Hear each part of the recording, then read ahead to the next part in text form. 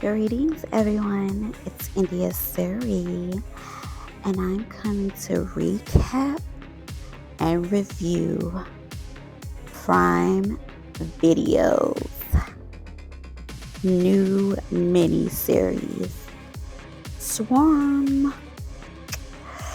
So it's hard for me to say that word, as you can see, but it's Swarm, okay? So Swarm is a 7-episode mini-series that follows Dre, Dominique Fishback, it's plain Dre, a young teenager obsessed with Nija, a superstar music artist who starts to take a wild and murderous turn for the worse. As we peel back the layers of her world, we see things quickly unravel for her, but she comes out unscathed at each turn. So here's the breakdown and the recap, y'all. So first of all, let's get into some things. I did not know that this was a true story. I know y'all probably like, girl, you stupid, you did not know. I never heard about this story. I never knew anything about it. It happened in like the early 2000s. I never knew anything about Andrea. Her real name was Andrea. I never knew anything. So I was shocked when I saw, I guess, the 6th episode, and I found out that it was a real person doing this crazy stuff. I was like, whoa, okay, this is a real girl, and these are real people that died. So I gotta look at it differently, because at first I was just like, oh my god, this girl is crazy. But then now I'm like, oh my god, this girl is really crazy, okay? So in episode 1, called Stung, we meet Drea and Marissa, which are a pair of sisters who are the biggest fan of this singing superstar, Nija. It is about to be Marissa's birthday, and Andrea wants to surprise her with a massive birthday present of concert tickets, and then to see, their favorite artist. So Marissa, she has a boyfriend named Khalid, and Khalid, he's not faithful. He's a cheater because he tried to talk to Andrea. And so Andrea tells Marissa, but Marissa doesn't believe her. So Marissa goes on a vacation with her boyfriend, and things didn't work out. She came home to unalive herself. And then Drea finds her in the bed, unalive.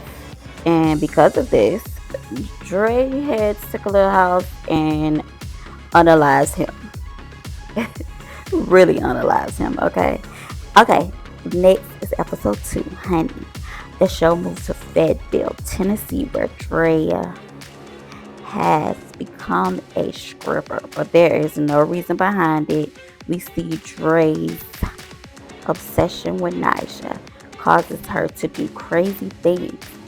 And what she is doing in Fayetteville is hunting down a man named Reggie, who tweeted out negative stuff about Marissa and Nija. Throughout the episode, we see Dre on a hunt to find Reggie, but no matter how hard she tries, she comes up empty-handed. And then one day, after partying with her stripper friends, her car gets a flat, and Reggie sees them on the side of the road. A wild chain of events happen, leading to one of the strippers, pow-powing and unaliving Reggie. Okay, episode 3, Tapes. We have Alice, a woman making news for herself as she calls out Naja for her anti-cop music. This gets the attention of Dre, who begins to stalk her, literally stalk her. Then, as she was on the verge of unaliving her, she saw George, who had credentials to help her access things. George was a DJ who she used to get into this club one night that Naja was in. After locking up George in the freezer, yeah, she locked him up in the freezer. I was like, oh, girl, she crazy. The time had come for her to be in the same room as her hero, finally. As she inches closer and closer to Naja, she ends up biting her, which, you know, freaks out the crowd, and Dre runs and doesn't turn back. Episode 4, Running Scared. Now, this episode is crazy. Like, crazy. I would give this episode a 10 because it is crazy. I would get episode a 3, a 9. I would get episode 2 a 9. I would get episode 1 a 10. So back to episode 4, Running Scared. The internet is in a massive uproar about the biting of Naja, with people wanting to know who it was so that they can deal with it. Well, they say that Naja is supposed to be a real singer that's out there that has a lot of the same similarities as Naja. So I know y'all know who I'm talking about. I'm not gonna say her name. So let's get back to it. So Dre is on the go, entering a new town where she's headed to Bonnaroo, where there she meets Eva, a woman empowerment group leader that takes her under their wing. Things begin to get weird for Dre as Eva gets into her head about everything from her childhood to figuring out that she is a unaliver to wanting to erase Naja from her life. After suffering from the brainwashing of Eva, Drea snaps out of it and ends up unaliving Eva and some of her companions. Now this was crazy. She was running over the person.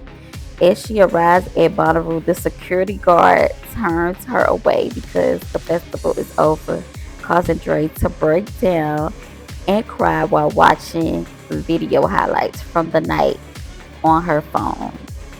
But the way that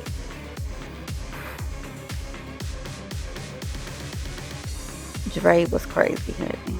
The way that Dre ran over them ladies, I was just like, oh my god, this girl is insane. Not knowing that it was a real girl, because I didn't find out till episode 6.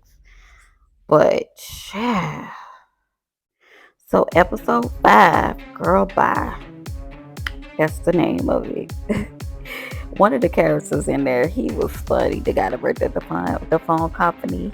He said, "This is kind of sketchy." That made me laugh. And he was like, "I can't turn this phone back on." And she pulls out the money. That part was hilarious.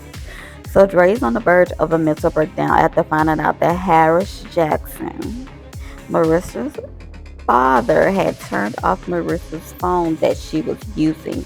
Because of this, she headed to Jackson's household to get them to turn it back on. However, things don't go as planned and things get ugly. Harris is upset because he believes Dre is the reason Marissa is unalive. Finally, Harris tells his wife to leave the room because he's about to pow pow Dre. Right before it happens, Dre can get out and climb out the top of the window and run as Mr. Harris tries to pow her. Ah, that was so dramatic, honey. Ah, I guess some of this stuff was more hyped up because there's no way that the neighbors could have let that happen without calling the police or something, or I don't know, because it was a lot of commotion, honey. And I just don't know how she was able to sneak in and get into all those places and steal all those cars. The girl was a maniac, honey. So episode 6, Stung. This is a really important episode. So the episode was focused on Detective Green, who believes that these murders happen across several states are somewhat connected. No matter how hard she tried, she could not never figure out a way to connect the murders until stumbling across Khalid's brother, who told her about Marissa and Khalid. And this leads to Detective Green finding out about Dre. We learn much about Dre's childhood. Yes, girl. So, Dre, aka Andrea, was adopted by Marissa's parents. So they were really sisters. They adopted her, and that's how they end up being so close. The detective, she was so blue shadow, honey. The detective had some long nails, honey. The detective was giving me life. Like, I loved her whole little swag. It was giving me life. Her vibe was right. So Detective Green gets a call confirming the identity of Dre from one of the strippers in Fayetteville. The strippers told on her.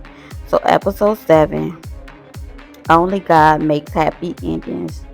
Dre continues to be on the run until one day she runs into Rashida, a college student. Her run of bad luck seems to end with her falling in love with Rashida. Going good between Rashida and Dre. Dre meets Rashida parents on the eve of their anniversary. Dre gives Rashida a present, front row tickets to see Naja in concert. However, Rashida hates Naja and freaks out about how she is working 2 jobs to pay their bills to cover Dre's portion of the rent, and she wasted all this money on the tickets to something dumb. Oh my goodness, that makes her snap. Of course, Dre goes crazy, leading her to choking Rashida to death. After burning her body, she realizes the tickets to Naja. So the tickets to Naja's show was in Rashida's pockets, honey. Mm-mm-mm. So at the venue, she finds a person to try to sell her some tickets. Dre, she unallows him. We see Dre enter the venue and finally get to see Naja live. The season comes to a close with Dre getting on stage before the guards escort her away. Naja stops her and we see the two get into a limo post-show with Naja comforting Dre. So that is the full story recap of what happened in Prime's video series Swarm Season 1, Episode 1 through 7. So I believe the whole cast was phenomenal. Donald Glover, all the characters, they should get Golden Globes, Oscars. They did a very good job. Everybody played their role. I was very entertained. I would give the whole show a 10 out of 10. It was giving horror. It was giving scream queens. It was giving me everything that I didn't expect for it to give me. So I really love that. And Chloe, she had her little scene, honey, with Mr. Damon Idris. Is that how you say his name? Which he is sexy, honey. But yes, I highly recommend that y'all go and watch it, honey. Even though I gave y'all a synopsis, little recap, y'all can still go and watch it because there's a lot of little fine details in there that I didn't talk about because I really want y'all to go watch it and go support, our people in, you know, young people, our people in, acting. So go watch it, honey, because Miss Fish bag, she played that role, honey. Played that role. And them scrippers, honey. Them scrippers. I just don't know how, when I looked at the real picture of Andrea, I don't know how she was a stripper because she was so tiny and like really, really tiny. So, but girl, I guess they needed a stripper, honey. But yes, y'all let me know what y'all thought of the recap, what y'all thought of the show in the comments. Let me know. Subscribe, like the video, show your girl some support. Remember to love yourself, to glow, and to love your haters, honey, and to just enjoy life. The one lesson we can learn from Andrea is to have self-control and not to get obsessed with anyone or anything, because everybody, whether they're a celebrity, the president of the United States, they're human. So don't ever let yourself get so obsessed with anything or addicted to anything, because Andrea was addicted to Naja, honey. And she had some other problems too. But ItsIndiaZuri, outie.